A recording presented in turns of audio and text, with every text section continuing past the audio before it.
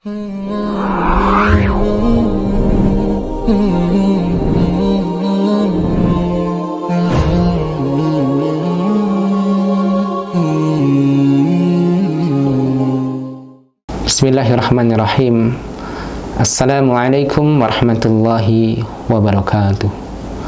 Alhamdulillah, wassalatu wassalamu ala rasulillah wa ala alihi wa ashabihi wa mawalah, amma ba'd. Sahabat iman arsyadakumullah, kaifa halukum antum? Mudah-mudahan antum semuanya senantiasa dalam rahmat Allah dan ridhonya. Pada video kali ini saya ingin mengajak sahabat sekalian untuk sejenak merenungi satu babak yang sangat dahsyat dalam perjalanan kita menuju Allah Subhanahu wa Ta'ala, yaitu proses kematian dan tercabutnya nyawa seseorang, di mana proses ini akan diawali dengan detik-detik yang sangat menegangkan lagi menyakitkan. Peristiwa inilah yang dikenal sebagai sakaratul maut. Al-Quran mendeskripsikan tentang proses sakaratul maut dalam surat Al-Qiyamah ayat 26 sampai ayat 30. Allah berfirman, "Kalla idza balagatit taraqi." Sekali-kali jangan apabila nafas seseorang telah mendesak sampai kerongkongan. Ini adalah saat-saat paling berat yang dialami oleh calon mayit. Rasa sakit sudah pada puncaknya, menjadikan calon mayit ini mencari-cari siapa kiranya orang yang bisa menyembuhkannya. Waqila man raqa, dan dikatakan kepadanya, siapakah yang dapat menyembuhkannya?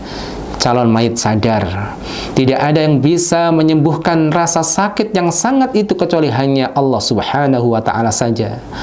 Wa dhanna annahul firaq, dan dia yakin bahwa sesungguhnya itulah waktu perpisahan. Calon mayit sadar saat itulah detik-detik akhir ia dapat menikmati dunia. Calon mayit sadar ia akan berpindah alam. Calon mayit sadar bahwa kenikmatan, keluarga, istri, anak, dan harta siap ditinggalkannya. Calon mayit pun sadar bahwa yang terbentang di hadapannya adalah kematian. Wal taffatis saqu bisaq, dan bertaut betis kiri dan betis kanan. Seluruh kesengsaraan jadi satu dan berkumpul pada dirinya. Penderitaan semakin menjadi saat nyawa dipaksa keluar dari jasadnya. Ila rabbika yauma idinil masaq, dan kepada Rabbmu lah pada hari itu kamu digiring. Sahabat fillah arsyadakumullah, Ibnu Abi Dunya menyebutkan tentang gambaran sakaratul maut dalam kitabnya Al-Maut, yaitu sebuah riwayat dari Shaddad bin Aus radhiyallahu an. Beliau menuturkan, kematian adalah kengerian yang paling dahsyat bagi orang-orang yang beriman. Kematian lebih menyakitkan dari goresan gergaji, sayatan gunting, dan panasnya air mendidih di bejana. Seandainya ada mayat yang dibangkitkan kembali dan menceritakan kepada penduduk dunia tentang sakitnya kematian, niscaya penghuni dunia tidak akan nyaman dengan kehidupannya dan tidak akan nyenyak dalam tidurnya. Lalu, apa sikap terbaik seorang muslim dalam menghadapi detik-detik yang menegangkan ini? Pertama, yang perlu kita pahami saudaraku, bahwa seorang hamba Allah adalah musafir yang berjalan menuju Rabb-Nya. Hendaknya ia selalu menghadirkan dua sifat dalam hatinya. Sifat raja, yaitu sifat harap kepada Allah, harap akan rahmat Allah, dan sifat khauf, yaitu sifat takut dan khawatir kepada Allah, kepada azab Allah. Tidaklah seorang hamba yang mampu menghadirkan dua sifat ini saat sakaratul maut, saat meninggalkan dunia yang fana ini, kecuali Allah akan memberikan apa yang diharapkannya berupa rahmatnya dan memberikan rasa aman dalam hatinya dari apa yang ditakutkannya. Sebagaimana disebutkan dalam Sunan Abi Dawud dari sahabat Anas bin Malik radhiyallahu anhu, beliau menuturkan, anna Nabi sallallahu alaihi wasallam dakhala ala syabin wa huwa fil maut. Nabi Muhammad sallallahu alaihi wasallam pernah menemui seorang pemuda yang sedang dalam keadaan sakaratul maut. Faqala lahu, "Kaifa tajiduka?" Beliau sallallahu alaihi wasallam bertanya, "Bagaimana keadaanmu?" Qala, dia menjawab, "Arjullaha wa akhafu dzunubi." Aku sangat mengharap pada Allah, wahai Rasulullah, dan aku sangat takut akan dosa-dosaku. Faqala Rasulullah sallallahu alaihi wasallam, kemudian Rasulullah sallallahu alaihi wasallam bersabda, "La yajtami'ani fi qalbi 'abdin fi mithli hadzal mautin illa a'tahu Allahu ma yarjuh wa ammanahu mimma yakhaf." Tidaklah berkumpul dua hal ini, yaitu roja dan khauf, dalam hati seorang hamba saat dalam keadaan seperti ini, yaitu dalam keadaan sakaratul maut, melainkan Allah akan memberikan kepadanya apa yang ia harapkan, dan Allah juga memberikan rasa aman dari apa yang ia takutkan. Ini yang pertama, sahabatku sekalian. Adapun yang kedua, seorang hamba Allah diharapkan mampu menyeimbangkan antara dua sifat ini dalam setiap keadaan tentunya, kecuali dalam situasi seperti ini, situasi saat sakaratul maut, situasi saat ia akan berjumpa dengan Allah Subhanahu wa taala. Para ulama menjelaskan bahwa dalam situasi ini seorang hamba hendaknya lebih membesarkan rasa harap kepada Allah, membesarkan rasa harap akan rahmatnya, memupuk husnuzon kepadanya, meyakini bahwa Allah sangat luas rahmatnya dan ampunannya. Disebutkan oleh Imam Muslim dari sahabat Jabir radhiyallahu anhu, beliau menuturkan, "Sami'tu Rasulullah sallallahu alaihi wasallam yaqulu qabla mautihi bi thalath." Aku mendengar Rasulullah sallallahu alaihi wasallam bersabda pada saat 3 hari sebelum kewafatannya, "La yamutanna ahadukum illa wa huwa yuhsinu dzan," yang artinya janganlah salah seorang kalian meninggal kecuali ia harus berbaik sangka kepada Allah Subhanahu wa taala.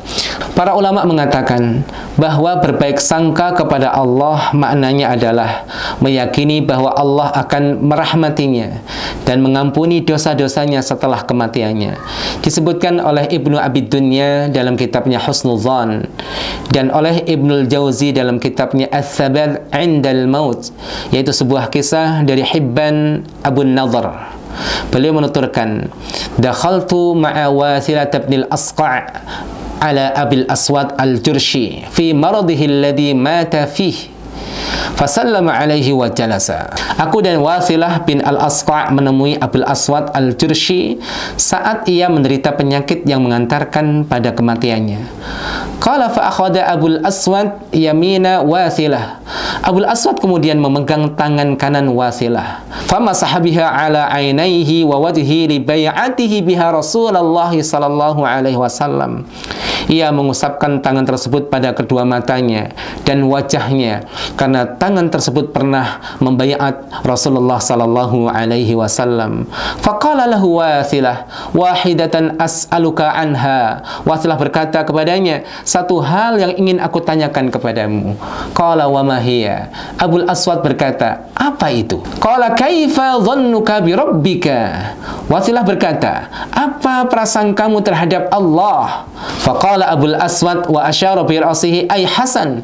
Abul Aswad menjawab, "Baik," dengan isyarat kepalanya. Qala Wathilah, "Abshir, inni sami'tu Rasulullah sallallahu alaihi wasallam yaqul." Wathilah berkata, "Bergembiralah kamu, karena aku mendengar Rasulullah sallallahu alaihi wasallam bersabda, qala Allahu azza wa jalla, Allah azza wa jalla berfirman dalam hadis qudsinya, ana 'inda dhanni 'abdi falyadhunna bi ma sya'." Aku sesuai dengan prasangka hamba kepadaku, silahkan berprasangka sesuka hatinya. Sahabatku yang dirahmati Allah, seorang hamba saat hendak meninggalkan dunia menuju Allah, sungguh tidak ada lagi tempat bergantung kecuali hanya kepadanya. Hanya Allah lah yang mampu mencurahkan rahmat dan ampunan. Tidak ada selainnya. Dalam situasi seperti ini, seorang hamba harus yakin rahmat Allah begitu luas. Dia harus yakin bahwa kasih sayangnya mengalahkan murkanya. Dia harus yakin bahwa Allah lebih menyukai untuk mengampuni hamba daripada menyiksanya. Inilah rasa, prasangka, dan keyakinan yang harus dihadirkan setiap hamba Allah saat detik-detik ia hendak meninggalkan dunia ini. Karena saat itu adalah saat paling krusial, di mana setan akan mendatangi dirinya untuk memurtadkannya dengan cara apapun.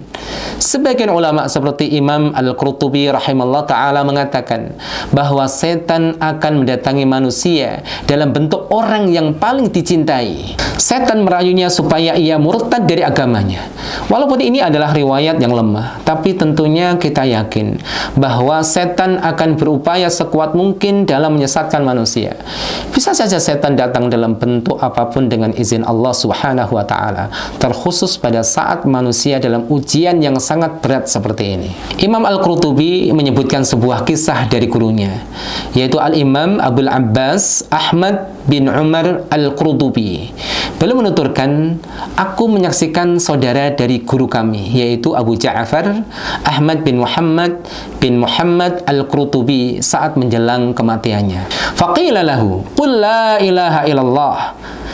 Ditalkinkan kepadanya, la ilaha illallah. Fakana yaqulu la, la. Waktu itu dia mengatakan tidak, tidak. Falamma afaqa dzakarna lahu dzalik. Saat dia sadar, kami ceritakan hal tersebut kepadanya.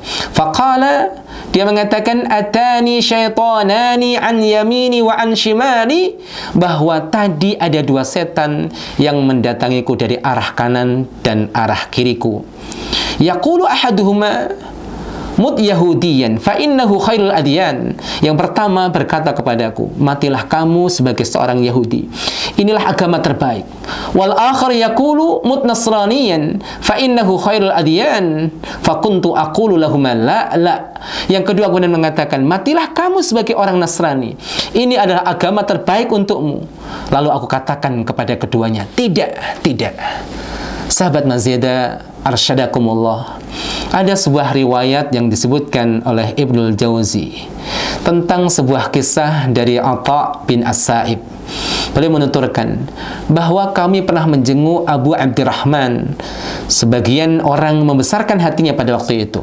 Dia pun berkata, inni la arju rabbi wa qad sumtu lahu 80 Ramadan. Sungguh aku sangat berharap kepada Rabbku, karena aku telah berpuasa Ramadan untuknya, untuk Allah Subhanahu wa ta'ala sebanyak 80 kali.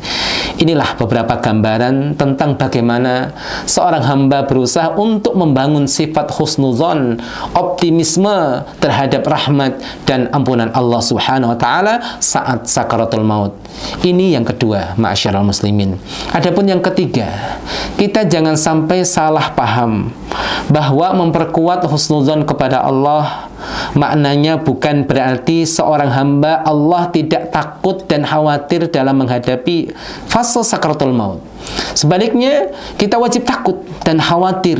Sebagaimana hal ini kita dapatkan contohnya dari para salafus saleh, Abu Hurairah, Mu'ad bin Jabal, Abdullah bin Rawahah, Amr bin As, dan orang-orang saleh lainnya. Mereka menangis menjelang ajalnya tiba karena mereka sangat takut akan siksa Allah Subhanahu wa ta'ala. Makna memperkuat husnudzon adalah mengunggulkan sisi pengharapan kita kepada Allah, mengunggulkan sisi pengharapan kita kepada rahmatnya di atas rasa takut kita kepada murka dan siksaannya saat kondisi seseorang dihadapkan dengan kematian. Kemudian keempat, untuk menumbuhkan husnudzon kepada Allah saat detik-detik akhir meninggalkan dunia. Di antaranya, yang pertama, membaca atau minta agar dibacakan surat atau ayat-ayat Al-Quran sekaligus terjemahannya yang banyak mengisahkan tentang luasnya surga, luasnya ampunannya, seperti surat Ar-Rahman misalnya. Dan ini bisa kita praktekkan untuk saudara-saudara kita saat menjelang kematiannya atau saat mengalami koma. Selain ditalkin dengan kalimah la ilaha illallah, boleh kita bacakan secara lirih di telinganya ayat-ayat yang mengisahkan akan surga, ayat-ayat menunjukkan betapa Allah itu maha pemaaf, agar semakin tumbuh besar rasa harap dan husnudzonnya kepada Allah Subhanahu wa Ta'ala. Selanjutnya, supaya bisa menumbuhkan husnudzon saat menghadapi sakaratul maut, hendaknya seseorang sering-sering mengingat sabda-sabda Nabi Muhammad SAW yang bisa mengokohkan hati dalam kondisi tersebut. Mengingat bahwa Nabi Muhammad SAW pernah bersabda, "Al-qabru raudhatun min riyadil jannah." Kuburan itu bagi seorang mukmin adalah taman dari taman-taman surga. Hendaknya ia mengingat bahwa seorang muslim di alam barzakh kelak akan dibukakan satu pintu surga untuknya. Ia merasakan lembut dan wangi anginnya. Seorang mukmin mendapatkan pakaian yang indah. Kuburannya adalah rumah yang luas dan terang, bukan rumah atau tempat yang sempit lagi gelap. Ada seorang Arab Badui yang sedang sakit. Lalu dikatakan kepadanya, "Kamu akan mati." Kemudian dia mengatakan, "Kalau aku mati, aku akan dibawa kemana?" Kemudian dikatakan kepadanya, "Kamu akan dibawa kepada Allah." Lalu Badui tersebut mengatakan, "Bagaimana aku bisa khawatir jika aku dibawa kepada zat di mana setiap kebaikan tidak dapat diperoleh kecuali hanya darinya." Demikianlah saudaraku, semoga Allah memberikan kepada kita semuanya nikmat husnul khatimah. Allah jadikan hari yang terindah adalah hari di mana kita berjumpa dengan Allah Subhanahu wa Ta'ala yang Maha Rahman. Allahumma khtim lana bi husnil khatimah wa la takhtim alaina bi su'il khatimah. Allahumma inna nas'aluka khaira ayyamina yawma liqa'ika wa khaira a'malina khawatimaha. Amin wa barakallahu fikum. Wassalamu alaikum warahmatullahi wabarakatuh.